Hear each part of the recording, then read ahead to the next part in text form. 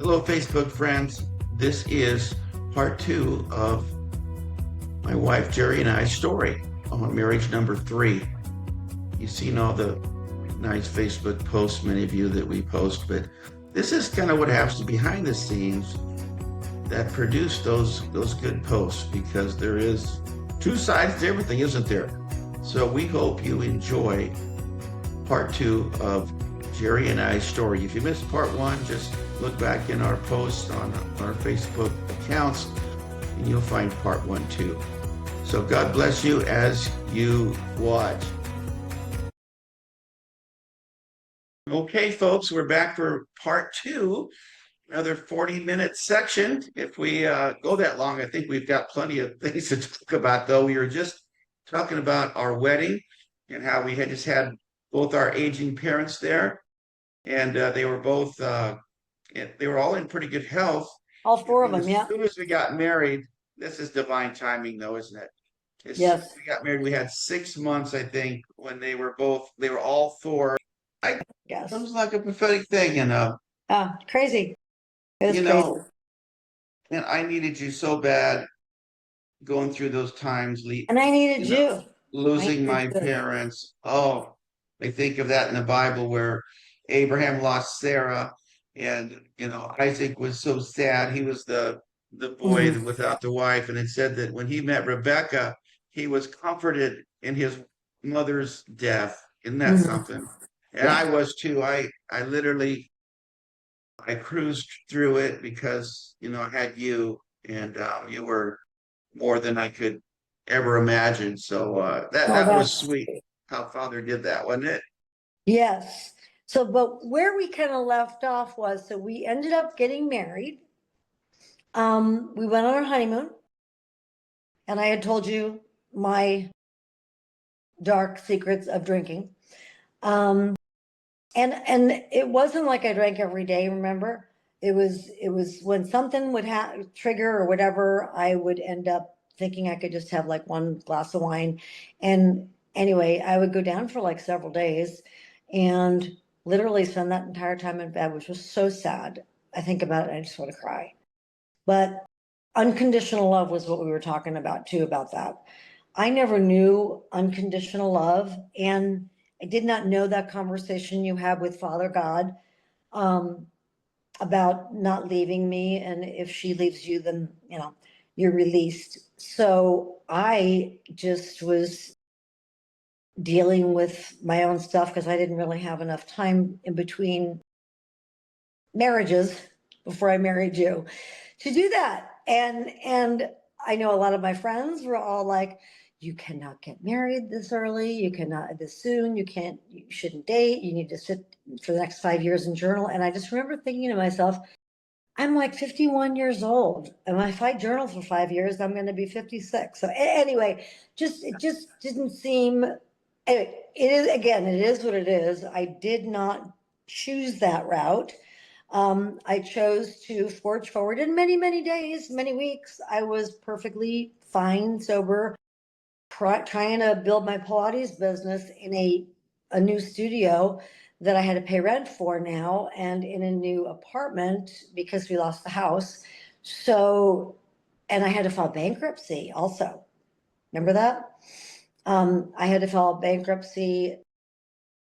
There's more to that, but just, yeah, I had to file bankruptcy. So there was an awful lot of shame. There was rejection, shame. There were just a lot of those big time triggers that were just all over me. But man, when I spent time with you, I felt such unconditional love. Now, we got married, went on our honeymoon to Estes Park. We stayed in cabin number, what was it, one, the first one, I right think by it the was the by the gazebo, gazebo by the mountain stream. and had such a wonderful time. And we went from there. Didn't we go to Hot Sulphur Springs as well? Or On no, the first one, we came um, back and we went to Casa Bonita in Denver on the way I back. had so much fun taking you. And I remember we put the rabbit ears on you that blinked, Yep. and you had on blinking ears. And here we are, 52. And you go, how'd you know I like being a little girl? I said, because I like being a little boy. I I had on know. flashing stuff. And I kind of knew that you like being a little boy, as we would call it. I'd say like little Joel wants to play, but you were able to love me so unconditionally that I was able to let down my guard and my walls and be able to be that little Jerry, that little girl. We'll hear a little bit of thunder. So anyway, but there was still so much unpacking, not physical unpacking, but unpacking of stuff. And it wasn't just the marriage of 22 years. It was just a lifetime's worth of stuff, like many people have. In fact, most people do. And when I met you, I was just like, you ended up, I think you were saved, or you spent your time in the Lord, loving the Lord. And I think you had like 1 year maybe where you claimed that you were naughty. And then after that, you weren't. So I was like, I used to get so frustrated. I'd be like, how come I couldn't have had a life like that? But in any event, my life is different because I have a different testimony, and my testimony is going to be and is used for an entirely different purposes than your testimony. So anyway, yeah, we came back from the honeymoon and had a great time. And I think then life just started, new life. So I was trying to readjust myself from, being previously married, newly married to you. My mother had just had a stroke. She was having a lot of issues. The stroke hit her in a place in her brain that caused her to be super angry. And my mom had anger issues and manipulative issues and stuff like that to begin with, from when I was younger. But we had the best 15 years of my life with her in like my late 40s, my entire 40s, up until the time in my 50s, early 50s, when she had the stroke. So we had some really great times together. But unfortunately, this hit her in a really ugly spot, which triggered an awful lot of my fear when I was a little child of angry mom. So anyway, yep. So, there's a point to be made there that maybe our listeners could really get something out of. How much can you really process and get healed of paper, journaling, and what's it going to be like when the rubber hits the road, and then you're with the person and the trigger comes up, you know it all in your head. Now, we just took it on the run because, Father wanted me to do this and to do it right. And that's one thing I didn't do right. I did not. I would fight for being the righteous guy in the house. I would make my previous wives feel less than when they, wanted to watch a certain show. I would humble them in front of the children, all the rules. Which by the way, you never did to me. For all the right reasons, though. I was right. I had the Bible. And I tell you what, when it all came to me, the Lord said, put that Bible away. It's dangerous. That thing is really? got two really? edges on it. And there was a time where I saw how, this is hurting just as many as it's healing, as a husband. So anyway, I was really needing to take somebody who had, and the other thing we were talking about, honey, is how you always were out front, open, like, hey, she said, you really want to, I mean, day before we got married, I remember at our house, we were in the same house, we were being good, everything was fine. And you said, do you really want to marry me? You said, I got a lot of issues. Yeah. So, well, I said, do you really know what you're getting? You need to. Yeah, maybe. Do you really know what you're getting into? And I don't know. I think I had a little better answer, like, whatever. If it means getting more into you, I'm good with it. I just made very light of it, because I had a word, that, if I wanted God's best, just walk through it. I didn't have any weight on me, just turn the other cheek, go the extra mile for the first time in your life with a wife. It was challenging though, sweetheart. It was. Oh, it was, but just think of that. I mean, there were times when out of nowhere, I would do Yeah. something that would resemble one of the other hurts, the husbands, Mhm. the dad, the whatever, Right. the bosses. Whomever. And all of a sudden we'd have Dr. Jekyll, Mr. Hyde type of thing would happen. Yeah, And that's very true. and it that was hard. And let's talk about that one time. So we were walking this life out. We'd go from, oasis to desert. It was like it was like Disneyland and then the Mojave Desert. This was But that was tech. like the first 4 years of our marriage. I mean, it Yeah, was but like that. those those Disneylands were fun. Yeah, I it was. mean, where sin abound, grace much more abounded. I mean, I got to know Father in a way like he Yeah. was not like, well, you better hold back a little bit on this little trip you're going to take her on because she wasn't good the week. No, it was like give her everything. And we're going to talk about this one time. So it's in our first year of marriage. I was working for a builder, and God bless him. His name was Bill, and he was in the Street of Dreams house. And Jerry was off script for a while. She was on a binge. Something had triggered during that time, Mhm, and mhm. I get this call. Friday. Friday's exciting, and I gotta take her out on Friday night. I'm thinking she's not even able Yeah. to go out in Yeah. there.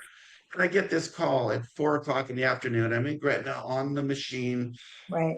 Calls, and I run over to talk to her and make sure she's okay. And um, she says, "I'm so sorry." As always, I'm so sorry. Yeah, I was just gonna say each and every time that, I came up for I stopped drinking and, you know, became sober or whatever, just quit drinking. Each and every one of those times, I thought it was the last time I was going to do that. And I also was so tore up and so sorry. I mean, it wasn't like I was like, yeah, I want to be doing this. I mean, I hated what was going on, but what was so cool is that each time that I would quit drinking and come back. I mean, it makes it sound like leaving life and coming back to life, and I kind of was like that. But each time I did, I came back to a man, a husband. You didn't, not once did you ever like start screaming at me when I was, not drinking when I got sober. You were just so happy to see me, me without any alcohol in me. But I was so used to people not loving me unconditionally like that. I was so used to people loving me conditionally that I thought, oh, I have to perform or I've got to behave or so surely he's going to be so angry and mad and just yelling at me and but you weren't. So the cool thing was up until the time that I completely quit drinking, which I did, and stopped the binge drinking, each time was that you proved over and over and over, not just yourself, but you proved what God wanted me to know, which was that just because some other men in your life were loving you conditionally, that's not how all men are. Because that's what I believed, that all men were scary and mean and I had to perform in order to make enough money, all the different things, look a certain way, all that stuff, performance-based love, but every single time. And I know that that's truly what just kind of, I could have spent the entire time, what, journaling, right? Not drinking alcohol and journaling, but who's to say that that would have actually produced any more fruit than what happened the way it did? Not to say that was not a horrible situation for you and me and our family. Yeah. Um, and we're not on here recommending No, what God, you no. did. No, Just no, wanted no. you to say you don't have to wait. Just jump in. What the heck? This was our story, and if you're gleaning something from it, Right, I was ready to be put on the cross, and right. I was so ready because I loved her. I wanted to see her out, and when she would Mhm. come up for air, it was like it was Christmas again. And so this one time, I'm on the machine, 4 o'clock. I'm thinking, oh man, this could be a lonely Friday night. But I always stayed in the house when she was having trouble. I wouldn't go out and say, oh, she's down. I'm going to go to the go to the ice house or something, and I would stay there because I just didn't. I wanted to be there, and I'd be praying in the Yeah. spirit, and I'd be groaning, and Yeah. I just wanted to be there close. And when she surfaced, so she calls me, and she's like that unworthy. I said, guess what? I've been dreaming about. I want to take you on a getaway weekend. I'm looking for some places over in Iowa. I thought it was she was antiquer, and there's like the antiquing capital in the world over there. And she really wasn't an I was antiquer, not an antiquer, that's for but sure. but we got we found this old place in Atlantic, Iowa called the J.F. Martin House. And You called around. Remember, you were calling all over the place to find bed and breakfast places this was like a historical society place. in And Atlantic, Iowa. and this guy answered named Roger. He bought the place. He was in the meat business before. He was a great chef. He had this dream. His dream was bigger than reality, though. He had this dream of fixing this old S.F. Martin house, who was a patriarch of that Atlantic City. He was a mayor. He was a rich guy. He had some businesses. But anyway, the place was a wreck, but he had a few rooms that were fixed up nice. And No, literally, no, no, no, no. It had one bedroom that was fixed up. We didn't know that. on the website, it said, bed and breakfast. And I said, yeah, Roger, we'd like to stay in your bed and breakfast. And there was a big pause. He says, well, we don't No, quite no, have those. you said, do you have any rooms available? He's But like, he yeah. paused. He says, yeah, I've got one. I have one left. He said, he said, don't come real soon because I got to clean it up. He did. Yes. We don't know that. So anyway, we're like, da-di-da-di-da. We had a great ride over there. It was so fun. And we pull into the place, and to get to the front door, there's like a 2x12 plank to get into the place. Oh, I know. It And was for horrible. some reason, we didn't see anything wrong with it. No, we always saw was beauty, because it's just amazing when God's with you like that, and when you're in a good place with God and with your spouse, how you can be blinded towards the negative things and just looking at all the things that are beautiful. And there were a lot of beautiful things in that place, but there were an awful lot of scary things. Go ahead. So anyway, that's so true. And that's what I loved about her, is when she was under my covering. And I always told her, I said, we're going to take father with us everywhere. That's the only deal in this marriage. And she had no idea what that really meant. To me, it meant, he's going to give me the love to just do loving things, and his presence, you're going to feel it, in places and times. And I couldn't make it without that, and he was so good at it, working through me to get to her, and she would just like, my life's perfect. When we were on these, she did not look back. She didn't think, oh gosh, on Monday, I got to do that. I got to face my mother. It was like she was in a different dimension. Yeah. Yeah. It was kind of like the very first time you went to the grocery store, she was riding on the cart. She was like pushing herself with one foot like a skateboard, jumping on it, and said, that was always the real me. It was just that I couldn't show that person to anybody else but you. Crazy. And so anyway, here we are in the S.F. Martin house, and we walk in across the plank and all the steps that were falling down. But when you got inside, he did have some work done in the main dining room, which was beautiful, wasn't it? And the den. Oh, it was gorgeous. Lots of antiques, beautiful furniture. Yeah. He was working his way to the other parts of the house. What he didn't tell us is that he never ever rented a room there before, and we were so ambitious to stay. He was like, I mean, the dust was this deep. We didn't see it. We didn't even we see saw it. We had a good view of the street, and the bed. What was that bed? Remember those windows? There were like two sets of They were like windows, 14 foot tall. and they were huge. The ceilings were really huge because the bedroom, the only bedroom, the room was on the second story. It was a beautiful winding mahogany staircase. And we went upstairs and the ceilings were super, super high, and the windows in the corner, it was like we just opened up the windows and we could see, and the breeze came in from the outside, and it was wonderful. And then we ended up spending the evening there. And then the next morning was a Saturday morning. We woke up and we decided to kind of go out and about and check out Atlantic, Iowa.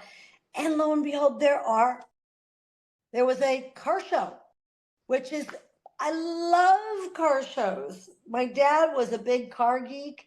We always had so he always had some sort of a cool car. Not that it was expensive, but I mean, he always had a T-Bird, a Lincoln. I've had several Corvettes, things like that.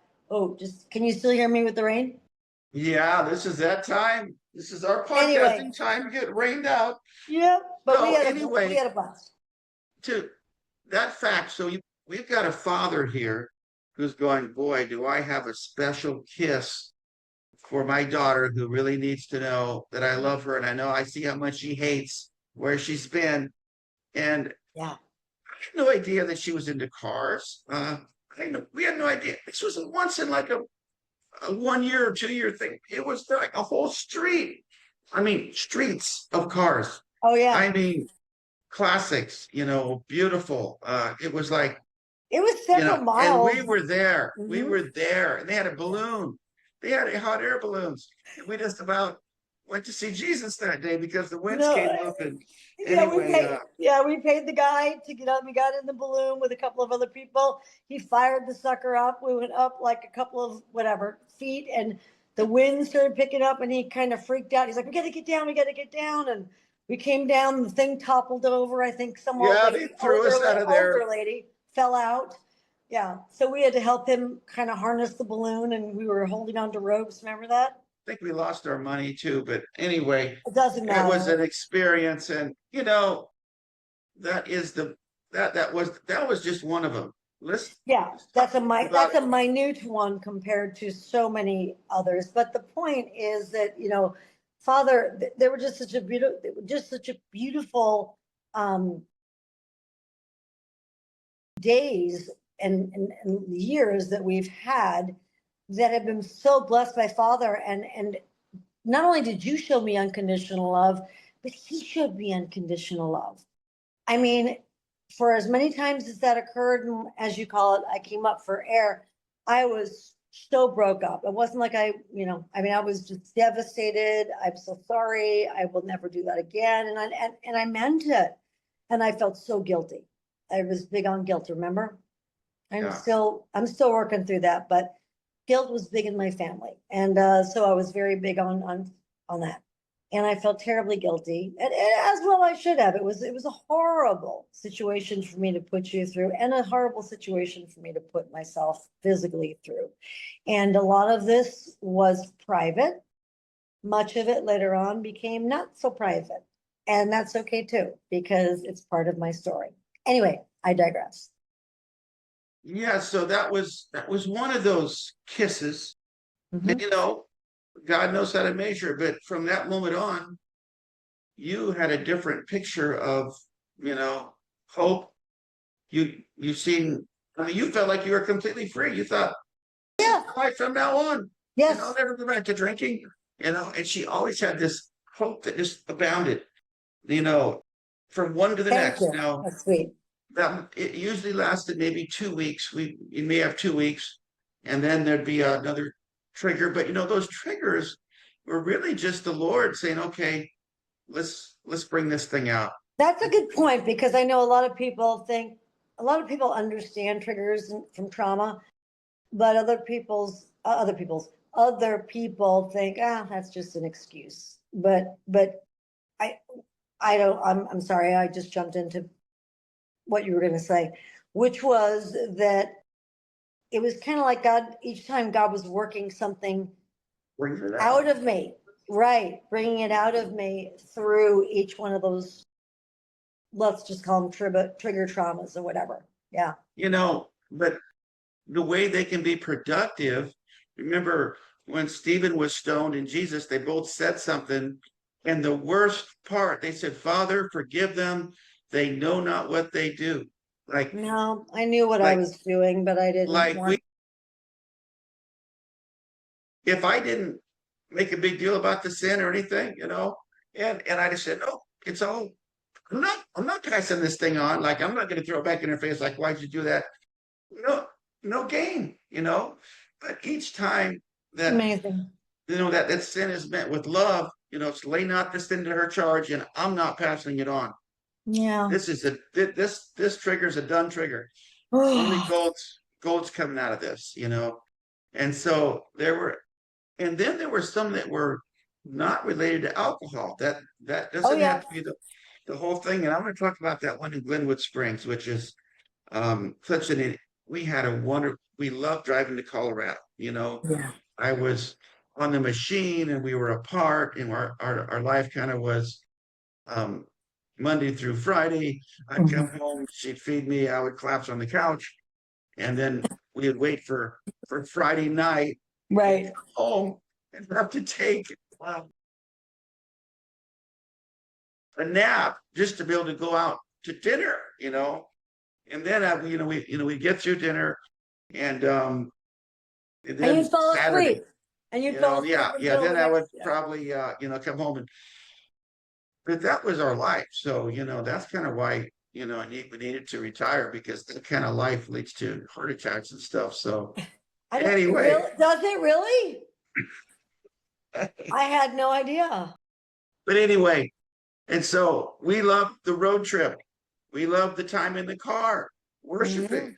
Yes, we You did know, many, many and times. how many times did Father fill Lead that us. car with the Holy Spirit?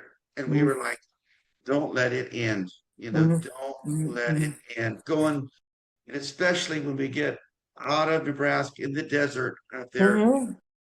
on the way to Fort Morgan, where my uncle and aunt used Used to to live, and flip. my aunt Mhm. still lives, and the Karras kids. It was like just so beautiful. Yeah, it's usually when you would drive and you've been worshiping, and we really like Rob and Mark, Mm. revival, Yes, the revival. revival in We Belfast. pray for our kids, Yeah, the we'd baby on the cry. I'd bedroom cry. floor, I'd you know. cry. I'd laugh. Yeah. So anyway, we are now, that was our first day. We drive first right past Denver to Idaho Springs, and we'd spend the night at the hot springs there in Idaho Springs, called Indian Hot Springs, which Mhm. used to be a neat place before it kind of got overrun with people. But then the second day we get to Glenwood Springs. We're all about the springs, man. We were about the Yeah. hot springs. And it was my vision. I don't know if you liked it as much as Oh, me. I love Glen. You mean Hot Sulphur Springs or Glenwood No, Springs? in the water, Oh, I didn't know. You're more of a water person than I am. I mean, I love the beach, but I like to stay on the sand most of the time.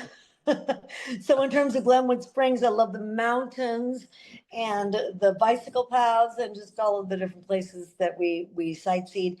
But I wasn't as crazy about all the pools, but I went in them with she you, for humored you. me. She was worried about her hair dye, the hair dye coming out too Well, soon. it's And not just that I was worried about it. Guys don't really understand, especially when you have black hair that's really gray underneath and you want to keep it black. I It know. get yeah, all the chlorine. Anyway, there's just so many So high anyway, maintenance. we were going to Glenwood Springs. Before you get to Glenwood Springs, which is the world's largest hot spring pool, it's like a block Yes. long, Yep. and it's amazing if you ever want a romantic place to Beautiful. go. But anyway, before you get there, you go through this Glenwood Canyon, which is the most beautiful drive. It's like driving through a mini Grand Canyon with your car, and Hmm. the Hmm. Hmm. spires, the Palisades on both sides for, it's a good 30 minutes of Yeah. just jaw dropping. And we were praising the Lord. I mean, almost like it couldn't get any better. And But we were also going through those beautiful canyons. yes, Whoa! And so at the gate, Father said, exclamation point, those amen. canyons were beautiful. Yeah, they're Amen. beautiful canyon. Anyway, so So we were anyway, get we come out of there, and you come out of there like in a hot, quick hurry, and there is Glenwood Springs, just right there. there's the exit. Mhm. And the exit was backed up. They had construction going Yeah. on, and all of a sudden we went from this heavenly place in Christ, Yeah. and something triggered. You can kind of go on. I don't know what triggered, but But I don't really know. I mean, I know something about, one could argue that certainly the devil takes his opportunities when he can. And that was a perfect opportunity of him to remind me of having many, many things that I was looking forward to in my life taken away from me. mhm.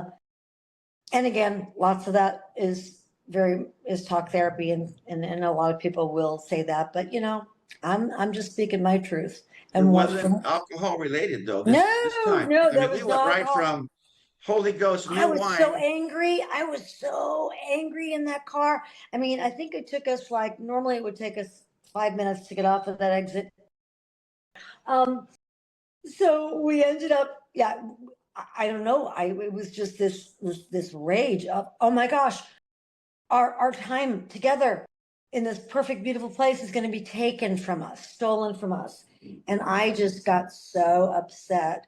And anger really, what I've learned is that it's really rooted in fear. It's not that I wanted to be angry at you or to be angry, period. It's just that there's this unbelievable of just fear that something that I was not worthy of enjoying once again was going to be taken away.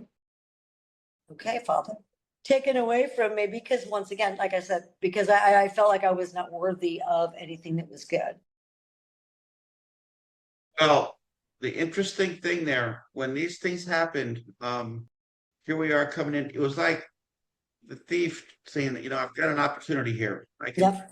I can trigger a feeling.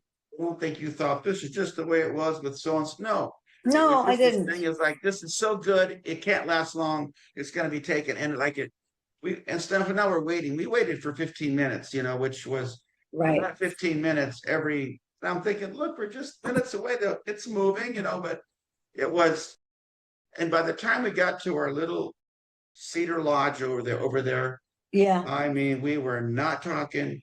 I was trying to encourage you, and you said, "You don't know what I go through," and it was just. And so anyway, we And got a lot of the gold that we've gotten out of these situations has been years past. It's not like we figured it all out that day. Go ahead. no, no, we just walked it out. Long story short, we got into the hotel. She wasn't cheering up.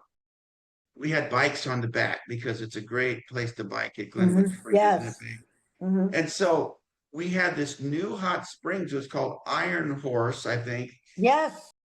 And we hadn't been there yet. And it was intimate little pools right by the Colorado River, where Roaring Oh Forks River. yeah. Yeah. And and I knew from my little map I was studying that if we got on that bike trail, we'd go down a gentle slope all the way to this place.